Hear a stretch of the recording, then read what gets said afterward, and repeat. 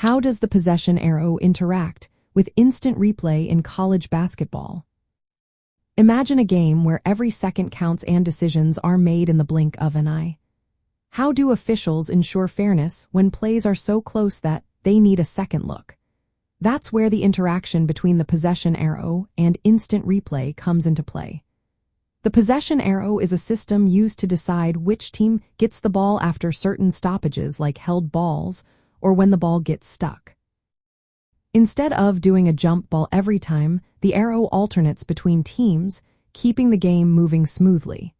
It starts after the opening tip-off, and the team that doesn't get the ball first from the tip gets the initial arrow direction. After each situation that calls for the arrow, it switches to the other team, unless specific rules say otherwise. Now, instant replay is used by referees to review plays to make sure the call is right.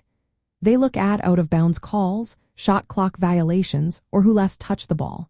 When replay is used to decide who gets the ball after a disputed play, it can change the game's flow.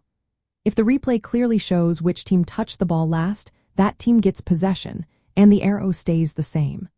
The replay acts as the final say, so the arrow isn't involved in that decision.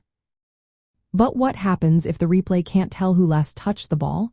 Maybe the play is too close or the evidence isn't clear. In those cases, the officials turn to the possession arrow. If they can't determine who touched it last, the arrow points to a team, and that team gets the ball. After that, the arrow switches direction for the next alternating possession. This setup makes sure the game keeps moving without long delays. The possession arrow is like a backup plan when replay can't give a clear answer.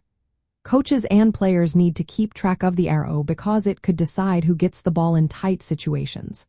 So, in simple terms, instant replay is used first to resolve possession disputes. If it gives a clear answer, that team gets the ball, and the arrow remains unchanged. If replay can't decide, then the arrow takes over, and the team it points to gets possession. After that, the arrow switches, ready for the next situation. This process keeps the game fair and flowing smoothly, balancing technology with the rules of the game.